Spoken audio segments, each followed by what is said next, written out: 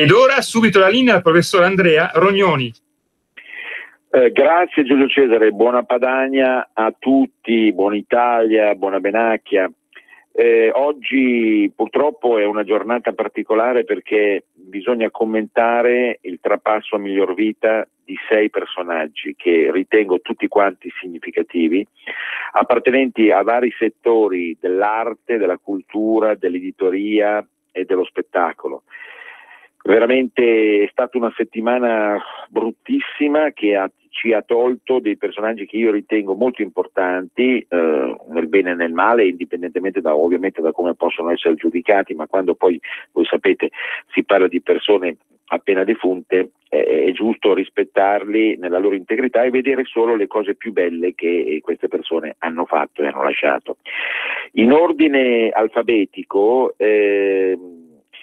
direi Marella Agnelli, vedova Agnelli, in realtà Marella Caracciolo, Paolo Brera, figlio di Gianni Brera, Giulio Brogi, grandissimo e bellissimo attore, Gabriele Laporta, non padano, l'unico che non è padano di questi, ma molto significativo per quello che ha fatto in TV e soprattutto di notte. E poi abbiamo Alessandro Mendini, uno dei più grandi architetti design padani italiani, e infine Alberto Rizzoli, suicida, nipote ed erede della dinastia Rizzoli. Molti di questi personaggi sono passati a miglior vita in età non particolarmente, diciamo la metà, in un'età fine 60 e inizio 70, quindi ancora relativamente giovani, e mentre Agnelli, Mendini e Brogi viaggiavano fra 80 e 90. Cerchiamo un po' di mettere ordine, andiamo pure in ordine alfabetico, in realtà è l'ultima persona che ci ha lasciati, Marella Agnelli, un personaggio a suo modo assolutamente fuori dalla norma, era nata a Caracciolo e ha ancora oggi vivi 2 fratelli importanti, Carlo Caracciola, editore, caporedattore e protagonista di diversi cinema, ma soprattutto della bellissima rivista Limes, e Nicola Caracciolo, attore. In realtà nel 1953 in un bellissimo castello vicino a Strasburgo, Marella sposò e impugnò in qualche modo il destino del grande, nel bene e nel male certamente, Gianni Agnelli, forse il personaggio più noto dell'intera dinastia, che tanto ha fatto discutere per tantissimi motivi, morto nel 2003. Tra l'altro, appena prima di morire, aveva deciso Marella di costituire una bellissima pinacoteca museo a Torino, appunto, dalla Fondazione Agnelli, dove sono conservate delle opere straordinarie, perché Marella era un'esperta d'arte e così va valutata anche in questa rubrica, che pur si interessa anche di storia, filosofia, cultura e metapolitica, però Marella aveva una sensibilità particolare per 2 settori: l'arte di qualità e di prestigio, quindi la grande pittura di ogni epoca, questo era tipico della sua mentalità molto aperta, e anche i giardini, quindi i beni ambientali. Ha curato in particolare il giardino di Ninfa che si trova nel Lazio e l'ha reso splendido grazie anche ai suoi studi e ai suoi approfondimenti. Quindi giardini con contesti di parchi ambientali, ma anche arte e design. È stata una disegnatrice eccezionale, quindi anche modista di altissimo livello. Marella così ha secondato alcuni gusti del marito, che non sempre erano già di partenza e di qualità in opzione artistica, e si dice, ma naturalmente questo lo prendiamo con beneficio di inventario, che molte delle scelte stilistiche, quindi di vestiti, abiti portati e soluzioni varie, i famosi gemelli al polso, fossero dettati da Marella, dalla moglie naturalmente, che è sopravvissuta quindi 15-16 anni al marito, ma che ha portato avanti una linea operativa che era già stata decisa sicuramente dall'Agnelli. Noi dobbiamo tener conto che è madre di due personaggi, Edoardo, purtroppo suicida, e Margherita.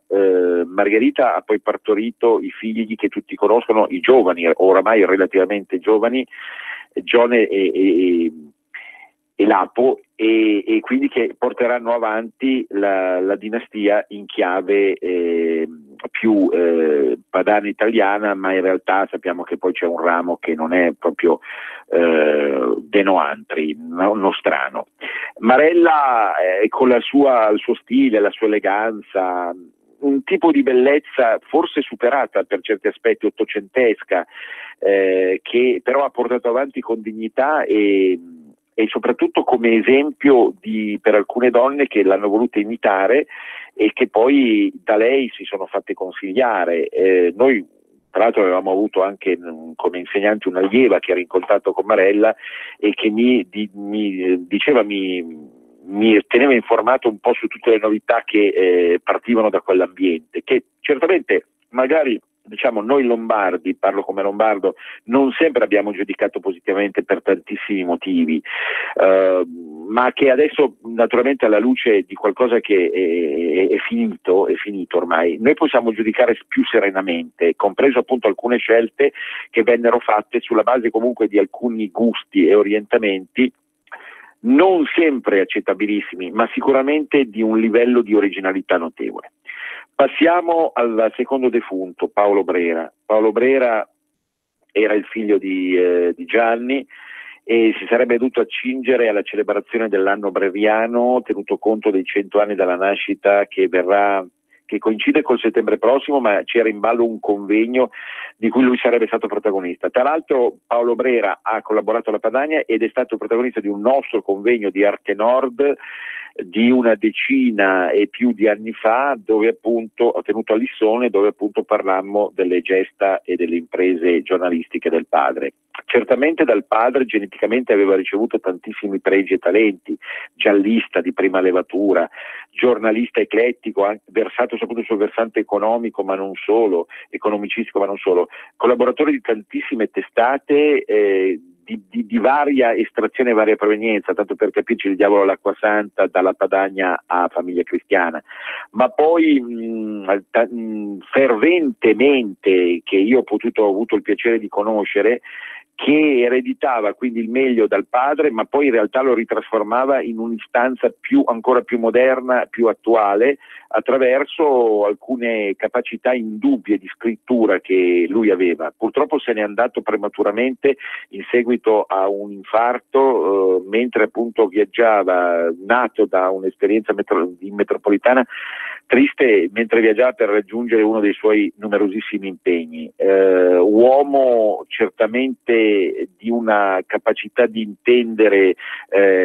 linguaggi, situazioni, comportamenti di tutti e per tutti, ma riorientato ovviamente come il padre su una forma di identitarismo che lui conosceva benissimo, le radici celtiche e quant'altro. Alla famiglia noi naturalmente mandiamo tante condoglianze, avendo conosciuto Paolo, il suo valore, la sua capacità di parlare a tutti.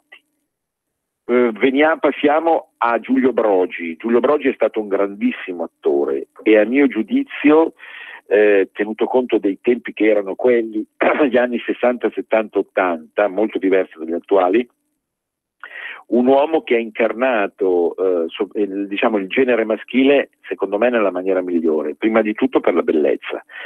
Giudico Brogi uno dei più begli uomini vissuti mai al mondo, lo dico da uomo eterosessuale naturalmente, ma il senso estetico c'è per tutti chiaramente, non solo per i presidenti di Arte Nord come me. Giulio Brogi era bellissimo proprio nella misura in cui portava quel tipo di eleganza naturale dovuta certamente a dei lineamenti stupendi, ma anche a una portanza e una prestanza che gli permisero di incarnare perfettamente Enea.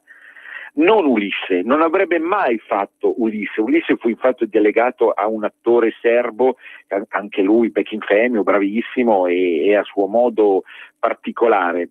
ma con un tipo di bellezza più da kitsch, che era giusto che interpretasse Ulisse. Enea in televisione è stato fatto nell'Eneide, siamo negli anni 70, convulsi e magmatici, da Giulio, veronese, quindi padanissimo e molto vicino a un certo tipo di sensibilità padana nel portare avanti un tipo di comportamento teatrale antitetico a quello che veniva da una tradizione pirandelliana o de filippiana, e quindi portatrice di valori anche padani nella tradizione e nello studio dei personaggi.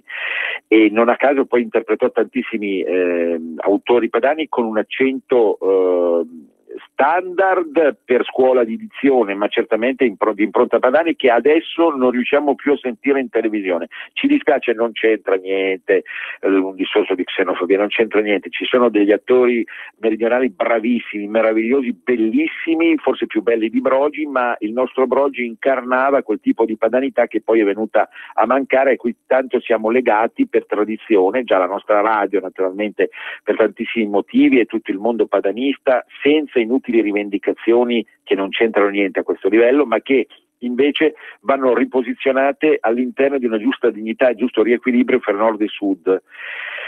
E con Brogi avrei finito. Tra l'altro, un'ultima battuta su Brogi: è successo un fatto che lui ha avuto la possibilità di vedersi per l'ultima volta in televisione a fare un personaggio della fiction di Montalbano, che tra l'altro era un personaggio decisivo 10 giorni fa, per la scorsa settimana, per la trama dell'intera fiction, e dopodiché è morto, è passato a miglior vita, come se insomma in qualche modo avesse visto l'ultimo se stesso, ottantenne più, regalare al mondo la bellezza e la bravura, perché le persone belle non invecchiano, né maschi né femmine, rimangono belle per sempre.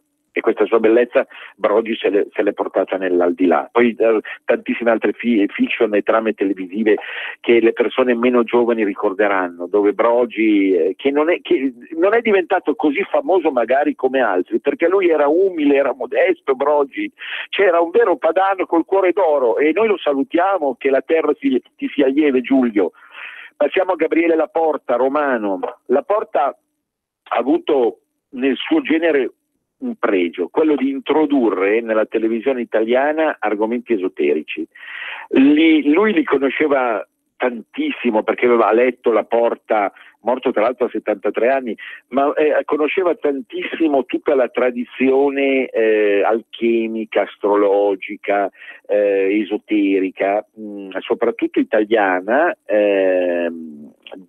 che è fatta di tantissime componenti rinascimentali e post-rinascimentali, e sulla base di questo tipo di cultura, che è rispettabilissima se è cadenzata su elementi di conoscenza reale, diventa cattiva se è fatta da persone incolte e impreparate, ma Laporta era molto preparato, e siccome si trattava di argomenti delicati, lui fu costretto a parlarne ad ora tarda, se non addirittura di notte, Gabriele Laporta. Comunque fu il primo di tanti che arrivarono dopo, la Foschini, Giacobbo naturalmente, cioè tutti i personaggi che hanno portato avanti la linea della Porta del tentare di parlare a un vasto pubblico, talvolta impreparato su questi argomenti, o diffidente o ingenuo, di argomenti che rimangono di primissimo piano, soprattutto perché si basano su una robusta tradizione storica di tutta Italia, diciamo dalla Padania alla Sicilia.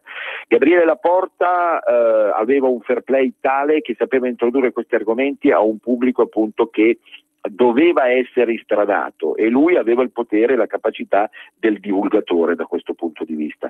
Quindi anche per questo motivo noi lo rimpiangiamo sicuramente. Poi andiamo avanti, perché è triste oggi veramente fare questo elenco di personaggi decisamente importanti che ci hanno lasciato. Alessandro Mendini, 87 anni, è stato uno dei più grandi architetti europei. Mendini, milanese, ha fatto tante di quelle cose nel campo del design che sarebbe troppo lungo raccontare. L'architettura nel nord Europa ci sono da andare a visitare per un'altra vita, perché noi di Arte Nord non ce la facciamo più oramai, nel senso a far visitare tutto, ma per chi verrà dopo di noi ad Arte Nord andare a visitare nella Germania, a Groningen, un palazzo progettato da Mendini che è stupenda. Però lui divenne famoso per una poltrona, una poltrona che volgarmente chi non conosce il design chiama Arlecchino, ma non c'entra niente con Arlecchino, è la poltrona Proust, dove appunto si immaginava che si fosse seduto, non perché fosse davvero quella, ma come tipologia, il grande scrittore francese. E Mendini progettò con un successo strepitoso, conosciuta in tutto il mondo, la poltrona Proust. È un modello tradizionale che però si adegua alle esigenze di un cromatismo bizzarro e picaresco, quale tipico del mondo postmoderno. Mendini ci arrivò, e io me lo so rivisto Mendini poi naturalmente negli ultimi anni, ancora a 80 anni era in gambissima, su canale 54, Rai Storia, dove ha raccontato tutti i segreti della sua arte, ambientando la trasmissione in un bar del centro di Milano. Era molto affezionato a Milano Mendini, e io ho trovato nel sito della Rai News pochissima roba su di lui. È un peccato. Mendini è stato, come si fa a dimenticare Mendini? Mendini è uno dei caposaldi ovviamente dell'arte padana, italiana ed europea, e lui ha progettato delle cose che pochissimi altri sono riusciti a progettare, perché lui aveva la capacità di adeguare la tradizione all'innovazione contemporanea. Quindi ritengo, ripeto, siamo noi di RPL che rendiamo omaggio a un personaggio di tale levatura. I giornali ne hanno parlato, ma ripeto, a livello nazionale poi, come talvolta succede, non è stato ben gratificato. Ultimo, ma non ultimo, Alberto Rizzoli, ed è un finale tragico, perché Rizzoli era sì l'erede reale di tutta la dinastia, nipote di Angelo, ma purtroppo pare che si sia suicidato. Aveva deciso negli ultimi tempi di ritirarsi in una tenuta meravigliosa a contatto con la natura, che lui peraltro aveva riprogettato in una chiave di strategia ambientale, in provincia di Pavia. E naturalmente adesso è difficile andare a capire, come al solito, tutti i motivi che hanno portato questo Rizzoli a porre fine alla sua esistenza, però di sicuro per la parte che ha recitato come editore, portando avanti tutta una serie di iniziative che adesso sarebbe troppo lungo raccontare, va comunque ricordato, e appartiene poi sempre a quella categoria dei Rizzoli emiliani di origine che hanno fatto tanta fortuna anche in Lombardia e nel resto della Padania. E quindi la tragica fine nulla toglie alla dimensione dell'uomo, che è stata quella tipica di chi all'interno del contesto culturale padano tanto ha fatto per migliorare le condizioni di conoscenza delle persone, perché sicuramente Rizzoli e Mondadori, ma ce ne sono tantissime altre, dico, ma se restiamo alle più famose case editrici, Rizzoli e Mondadori hanno fatto la cultura dei padani e degli italiani, certo con quell'apertura tipica di chi padano voleva regalare a tutta Italia, a tutta Europa, a tutto il mondo l'opportunità di riuscire a conoscere, approfondire, sapere, rivedere. La Rizzoli è stata una casa editrice che magari posizionandosi leggermente più a sinistra rispetto alla Mondadori, però ha fatto fare passi da gigante a tantissimi giovani che attraverso i libri Rizzoli, mi viene in mente la BUR, la Biblioteca Universale Rizzoli, ma io andavo tantissimo anche alla libreria Rizzoli da ragazzo per comprare, per quello che allora i miei soldi mi permettevano, per comprare gli ultimi romanzi che erano attesissimi, della collana La Scala, che penso qualcuno di voi ricorderà, che è stata una delle più belle anche proprio come design di copertina, visto che abbiamo parlato tanto di design con l'Agnelli e con Mendini. Con un disegno di copertina della Scala era bellissimo, io ce li ho, sono libri da cioè da raccolta preziosa, che non hanno un valore che non è neanche più certificabile sul piano dei soldi, cioè sicuramente valgono di più di quelle 2000 lire che costavano allora negli anni 70. E raccolgono poi tutti i più grandi romanzieri di levatura che adesso non ce ne sono neanche più, parliamoci chiaro, apertis verbis. Però ecco, tutto quello che la Rizzoli ha dato, soprattutto nel campo dell'immaginazione narrativa, secondo me è insuperato. È insuperato perché moltissime case editrici che sono nate dopo non hanno avuto quella cura dei particolari nell'ambito tipografico editoriale che ha avuto la Rizzoli, e adesso quest'ultimo rappresentante ci ha lasciato in questa maniera così barbara. La cultura sembra quasi una metafora, secondo me, perché la cultura si sta un po' suicidando. Si sta suicidando in Padania, in Italia. Noi abbiamo lanciato l'allarme da queste onde da tantissimo tempo. E secondo me è consustanziale del leghismo avvertire che il mondo, se va avanti in una certa maniera, si sta deteriorando in maniera irreversibile. Quindi è con questo spirito che io all'interno della mia trasmissione dico certe cose, oggi così tristi poi perché tutti quelli che io ho appena elencato, Agnelli, Brera, Brogi, Laporta, Mendini e Rizzoli, hanno lasciato un'eredità enorme dal punto di vista delle varie sfaccettature che noi normalmente facciamo conferire all'interno della parola arte, che per Andrea Rognoni poi ha un significato così vasto, voi lo sapete. La storia è arte, perché è arte saper ricostruire la verità. Il giornalismo è arte, perché arte è saper parlare in modo semplice a tutti sulle vicende quotidiane. È arte il teatro, perché il teatro più del cinema è in grado di farci conoscere il fondo del cuore umano. È arte l'esoterismo, perché l'esoterismo buono, contrariamente a quello cattivo che viene divulgato in certe televisioni private, può far crescere l'essere umano. È arte l'editoria, i libri, perché soltanto con i libri, e sottolineo libri e non i book, noi continueremo a crescere con la nostra cultura, la nostra realtà. È arte il design e l'architettura dell'Agnelli e del Mendini che anche in chiave ambientale, perché l'ambiente, la tutela ambientale non passa attraverso degli slogan tipici di una certa mentalità radical chic, passa attraverso la conoscenza diretta della natura, e vi assicuro che la Marella, al di là di tutto quello che si è detto di lei, anche di poco bello, aveva una sensibilità ambientale reale che non sfociava come in altri rappresentanti, non faccio nomi, in inutili show. Anche perché certo lei se lo poteva permettere, apparteneva a una famiglia nobile, il Caracciolo, che avevano già il papà era un famoso politico anche, che aveva dato bella mostra di sé, della Firenze migliore, non della Firenze peggiore, non faccio nomi, che è venuta fuori negli ultimi 5, 6, 7, 8 anni.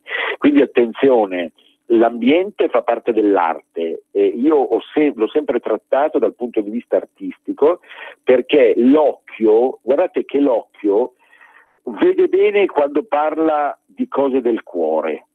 Se non parla di cuore, l'occhio non funziona. E rimettere a posto dei parchi a livello comunale, regionale, i giardini e quant'altro, sia che siano all'italiana o all'inglese non ha importanza, viene in mente un certo tipo di Brianza, rappresenta una scommessa con l'etica più ancora che con l'estetica, e quindi noi dobbiamo sempre ricordare tutto quello che hanno fatto queste persone per il bene dell'umanità, perché purtroppo un certo tipo di ecologismo ha fatto scadere anche questa materia a una roba da strada, insomma, da urla di strada, e non è esattamente la cosa che noi auspichiamo, certamente.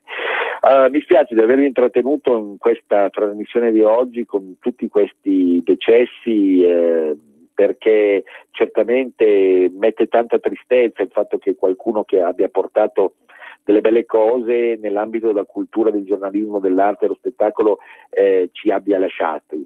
Però noi dobbiamo sempre valutare quale eredità precisa tutti questi personaggi ci lasciano per il futuro, per poter capire in che misura noi tutti, a seconda dei ruoli che giochiamo, potremmo portare avanti questo ben di Dio.